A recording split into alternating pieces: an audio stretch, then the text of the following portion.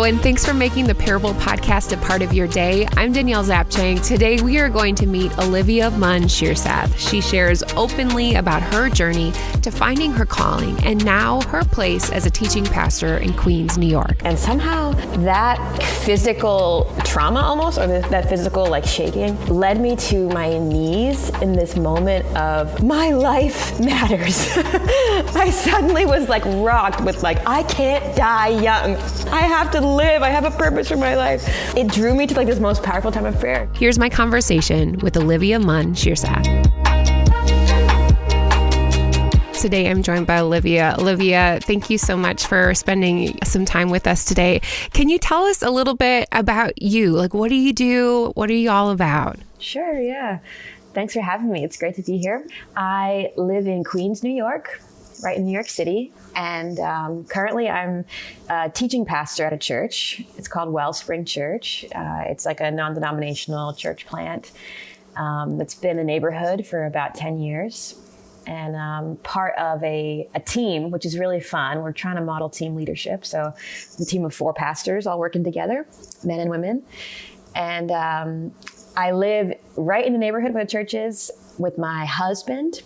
His name is Pratik, who is in real estate, and our 2.5-year-old son, Romy, who is just learning how to put sentences together, and just an absolute joy. That's awesome. How did you meet Pratik? We met working together at a Salvation Army day camp in New York City, 2012. All right. Was it love at first sight, or were you just I'm just here for ministry? Okay. Oh, that's a really great way of framing it. It was a little bit of both. It was probably attraction at first sight and Olivia, focus. Mm-hmm. No, you're not here to date.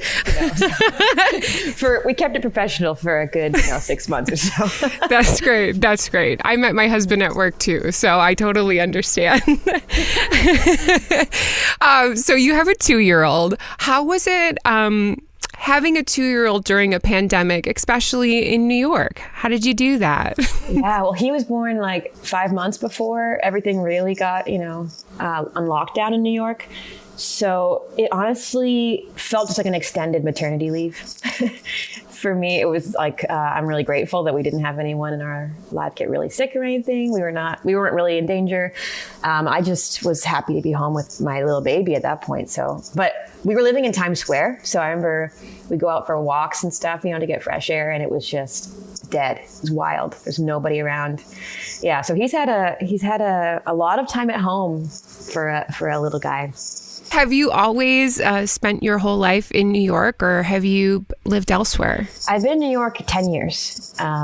So most of my adult life, I guess. And I moved around a lot growing up and as a young adult, mostly Northeastern United States, and then spent some time in Vancouver, Canada, and London, England for a minute. So Olivia, you're the teaching pastor at Wellspring. And have you always had a passion for teaching? Is that something that's always been on your heart? Did that just kind of fall into your lap? How did that come into play for you? I don't think I had a passion for teaching. I think I've always had a passion for almost encouragement, for just speaking life into people, and a passion for ideas and for scripture. So I think most of my earlier adult life, I guess before I was a pastor, I mostly loved it in conversation. I love a good Bible study, a good small group. That's something I've always loved, talking about the Bible, talking about God. I'm on the teaching team too, and I have a church that's heavily supportive of me and women who preach. And of course, I've never had anyone be negative towards me in preaching, and maybe I've just been protected by that. But for me, I kind of went into it initially okay, well, I'm a woman. I don't have a biblical studies degree. I've had all these restrictions already for me just in my own mind. Did you have any of that? Or did you feel you know what, I believe in this encouragement and giving people ideas and speaking into their life, and did that get pushed to the side, or am I the only one in that? You're definitely not the only one. Well, I'm really fortunate, really blessed that I grew up in a home that my mother and father were both leaders in ministry. My mom's a phenomenal preacher and leader. My dad did his doctoral thesis in egalitarianism. So it's like a bedrock of our home. And I grew up in the Salvation Army, which ordains women. I think more than half of their leaders are women. But my story today actually is a lot about this. So I'm glad that you're asking on this thread. All right. Well, perfect. Well, this is a great transition. Again, we just think that, stories matter, and everybody has a story that we can look back and see, wow, God has taught me a parable through this. So Olivia, why don't you go ahead and get into it? This story covers a couple different countries. It's kind of sweeping the globe and got a few different acts to it, perhaps. So stay with me. But, sure. Yes. Yeah, I'm so glad you're asking about women and women's role in the church, because there was a season in my life that I really, really wrestled with Scripture and was really, really wrestling with, is this something that God is against for some reason? Which I think you almost have to go through, or at least for me, it was an important journey. I was in a complementarian church, and I was dating a complementarian man, and genuinely trying to follow Jesus and genuinely trying to submit to whatever God had. I'm like, if this is your will, I want your will. If I'm supposed to be a stay-at-home mom, I'll be okay with that. Just constantly laying it on the altar. So it was in that phase of my life. This is my early 20s. I was living in London at the time. The man I was dating was living in Canada. So we were far away, long distance. And I was just wrestling and wrestling and wrestling. And I went to a church in London. And at that service, the sermon was very clearly about calling and finding your calling in your life. So I was like, oh, I'm definitely going forward. One of those preaches that you're like, just do the invitation, I'm coming. So I went forward for prayer. I was like, I don't know what I'm supposed to do with my life, trying to figure it out. The woman who prayed with me said, I think you should stop talking to God and you should listen to God, which was mind blowing. It's like, oh, that's a revolutionary thought. So I just right then and there, she's like, just stop, just listen. What do you think God's saying? And I immediately heard him calling me into full-time pastoral ministry. And it was one of those clearest moments of my life. This is all preamble. So that was, a turning point. And it was one of those, my wrestling kind of had to be over. I still had to read some more books and figure out my theology, but it was I knew that God was speaking to me. So then I had to call my boyfriend, right?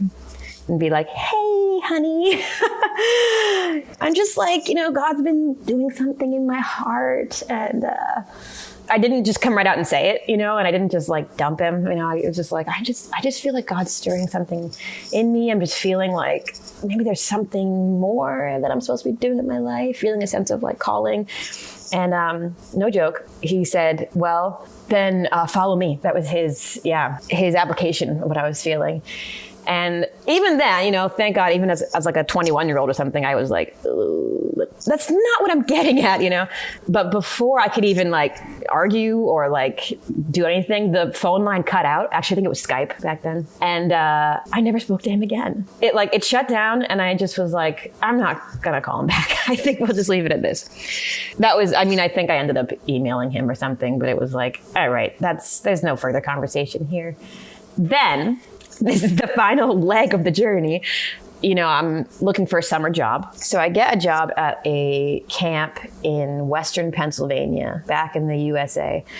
And it is just a random summer camp. It's I didn't know anybody there. It's a Salvation Army camp. It's underprivileged children living in log cabins, And so I flew there for the summer. So then I'm in ministry, right? I'm teaching kids. I'm doing devotions with the staff. I'm loving it. And there was one day that my first week there, so I'm still kind of I have a calling on my life and I don't know how this is going to look. I was trying to decorate my room. So I'm standing up on a chair trying to nail some things in the wall, a poster or something. While I'm balancing up on this chair, it starts to fall. It's starts to lean backward. And I fall off the chair, from standing, and almost hit my head on the corner of the bed. And didn't, but it really shook me up. I remember thinking I could have died. I could have cracked my head open. It was a pretty high fall, and I was really shaken afterward. And somehow that physical trauma almost, or that physical shaking, led me to my knees in this moment of my life matters. I suddenly was rocked with I can't die young. I have to live. I have a purpose for my life. And it drew me to like this most powerful time of prayer, just by that physical act of like, my life is important. I can't let this be taken from me. So that was a turning point for me. And even a deeper surrender than, oh, I'm willing to be a stay-at-home mom. It was like, I'm willing to live for something. Do you remember or having other times where either you're reminded of that moment or you've had these times since then that you've been like physically shaken and be like, okay, I have to keep being reminded that like God is with me, that my life does matter? Because it's easy for us to just kind of go like, okay, yes, I've had this pinnacle moment, but then we revert back because we forget. Has that happened? I don't think in the same physical kind of way, thank God I haven't had any other.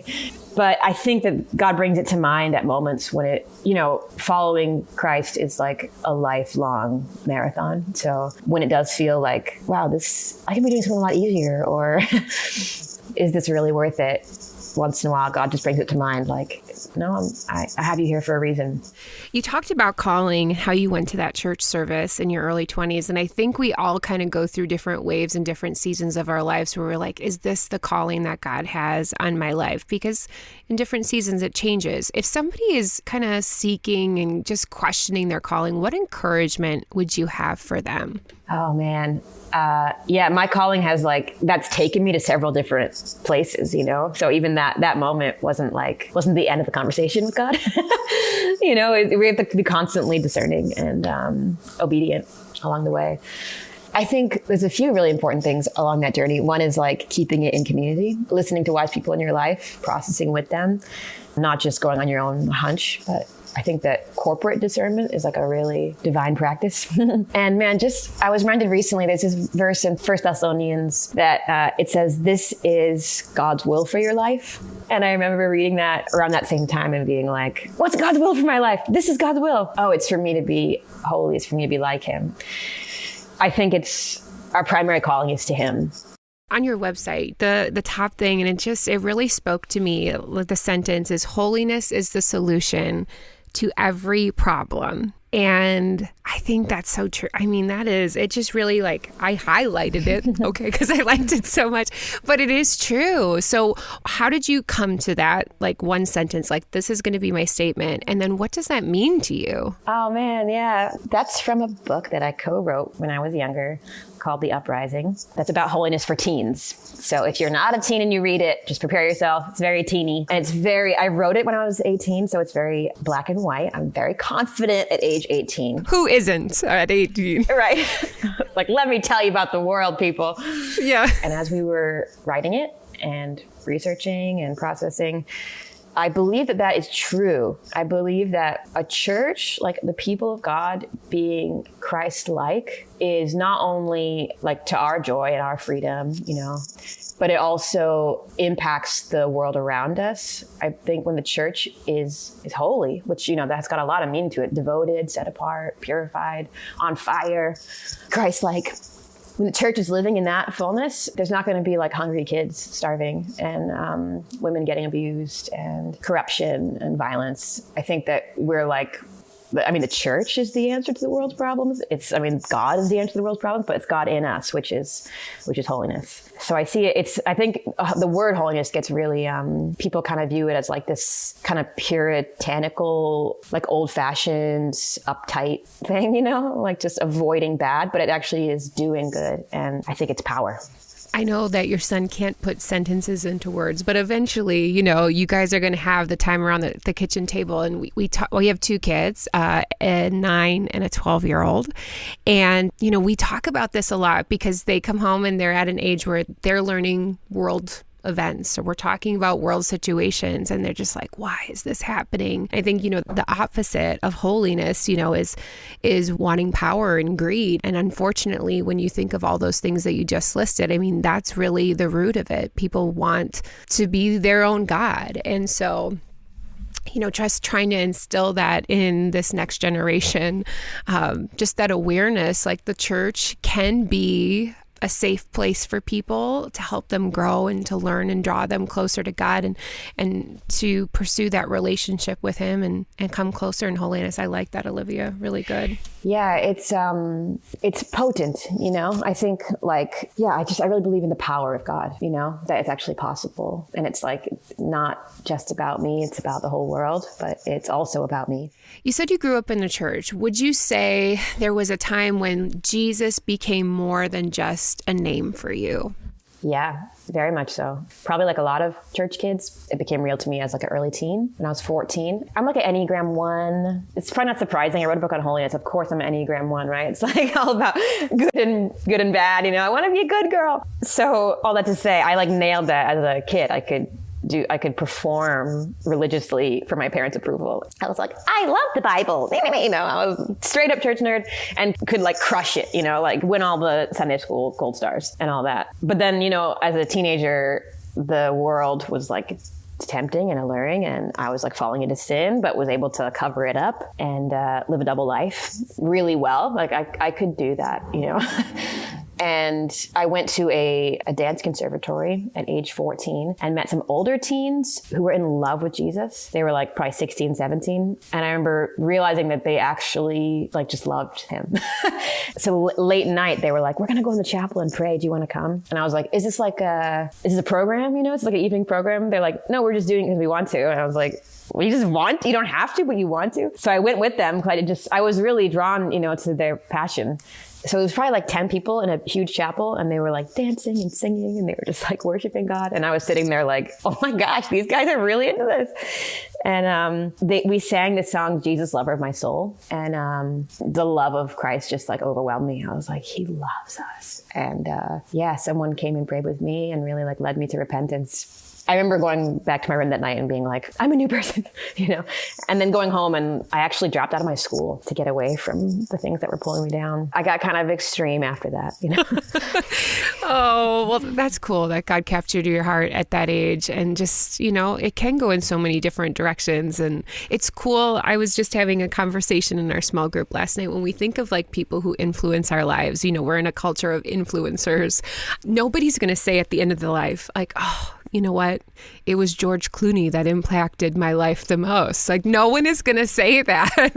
But it's really like these people, like those students that were in that dance conservatory, that these are the people that maybe it's just for a short moment in our life that have really impacted us and really made a mark. And that is only because of God. So is there anyone else in your life too that has really like supported you and kind of impacted your life? Oh, I mean, over my life, so many people.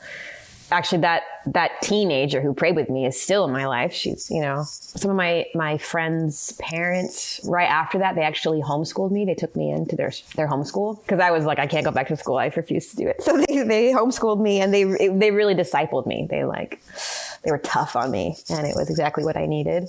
And I watched them take people into their home again and again. They always had big houses, and they always had a lot of random people staying over. Their hospitality and generosity and their family being their place of ministry, that really made a big impact on me. I was like, oh, this is integrated in their life or on their dinner table, Yeah, and then Danielle Strickland, I think she's a mutual friend of ours, right? I don't know Danielle, but I would love to someday. We share the same name, so Danielle, I'm up for coffee anytime. She's the best. Yeah. Well, her and her husband did a discipleship school in Canada right at the right time for me. So when I was like 18, I went out there, and both of them, Danielle and Steve, her husband, probably the most influential people in my life ever. And, it was over like spaghetti and like doing laundry or like serving in the soup kitchen, very like low key. And she wasn't like a famous speaker. You know what I mean? We were just living in the ghetto and doing ministry on the streets. But again, it's sharing life. It's seeing how she respected people and also always brought it back to Christ in every moment she could. And they started to like share ministry, like even as a young adult, they were like, Olivia, why don't you, go for it. I'm like, what? Yeah, they were hugely impactful. That's beautiful, because I think too, what you just said, it was over spaghetti and doing laundry. Like, these are the things that you just think like, oh, these are like the dead spaces of our lives. We think like, oh, it's going to be these huge, like, spiritual moments. And it's really in the quiet places. I can't wait to get to heaven and just like ask Jesus a bunch of questions, because there were these times that I'm sure he was with the disciples, or he was with his group of people he was traveling with. And it was in those places, that's how he was intentional in speaking into their lives that we didn't get to see. And not everybody gets to see those spaghetti dinners, So yeah, I didn't know that they were like mentoring me. I was just like, can I use your laundry machines? And then now I look back and I'm like, oh, they spent hours just letting me talk with them. That's so good. I love that kind of stuff. That's amazing. Well, you said you work together in a team at your church. If we could just speak for a couple minutes for anyone who is in church ministry, serving or volunteering, why is it important to work together as a team in ministry? Man, this is the issue that's really close to my heart. I really believe it is reflective of the Trinity, first of all. I mean, I know that's like as meta as it gets, but I think that that's where it comes from, is like God is not lonely, isolated, but even that God is community and is 3 in 1, all powerful and all able to submit to one another and honor the other. I think that's like our model for marriage and for ministry. And so that's like the big reason why. And then really practically, I think it protects people from like a dangerous hierarchy. We're better together. But if there's like enough people who are empowered and who are welcome to speak, who feel like, hey, maybe that decision we need to think about a little bit longer. Maybe you're not seeing all the sides of it, especially different voices. Usually in the end, it's a sweeter result. And it slows us down, but I think it just protects us from just going with one person's idea. It's true. And I think also it's a good example for the church itself to see that there isn't one person who is the end all be all, because I don't know if you have Jesus running your church. I mean, he's not with us. So like we have these people that are just being prayerful and just setting an example. So Olivia, if people wanted to get connected with you, how could they do that? Do you have Instagram, website? I have a website, which is my name, oliviamunn-shirsath.com. It's a hard name, my Instagram is the same, just my name, no dots, no dashes. Great. Well, we will put everything in the show notes. Olivia, I just appreciated our time together today. Thank you so much for talking about the church, talking about women in leadership and in working within the church, and just your heart and your passion, and kind of teaching us to like really be aware of calling and what that looks like, and also, wrapping that up in holiness. So I appreciate you. Thank you. If I'm ever in New York, I am coming to your church. So please do. It'd be so fun. All right. Well, thanks so much. Thank you, Danielle. What a great conversation with Olivia. I love the moment of her realization, kind of just like shaking and falling off her chair when she just recognized that life matters. God is going to use everything in her life, and he needed that moment with her, and that God uses any time in our life so that he can grab hold of our hearts and draw us back to him. Some of the takeaway questions to think or journal about this week, if you want to be able to reflect more about what we discussed today with Olivia, is this. Number one, what I liked when Olivia said that she had gone to that church service in her early 20s and somebody told her, Olivia, you need to stop talking and start listening. And I think that's so true for each one of us. Are we in a season of our life that maybe we need to stop talking and start listening to what God has in store for us? Number two, I loved her quote that she used from her book when she was 18. I think it's just so perfect for what we are needing in our hearts and as a society. Holiness is the solution to every problem. And yeah, that is a big concept, but it's again that drawing nearer to God, understanding him better so that we are holy because of him. So can you look at this sentence this week? Holiness is the solution to every problem. Think about whatever you're going through right now. Is holiness the solution? Think about how that can be applicable to your life this week. Thank you so much for listening to this conversation with Olivia. If you could subscribe to the show wherever you listen to podcasts, whether on Apple, Spotify, YouTube, wherever, and leave a rating or review, that really helps people find out about the Parable Podcast. And I'd love to connect with you more. You can always message me or find me hanging out on Instagram or Facebook at Danielle Zapchenk. That's Zapchenk. If you have any questions, you want more information about Olivia, everything is in the show notes at DanielleZapchenk.com. That is going to do it for today. Thank you so much for spending time with me. Remember, your parable, it showcases that you are always called by God. See you back again next week on the Parable Podcast.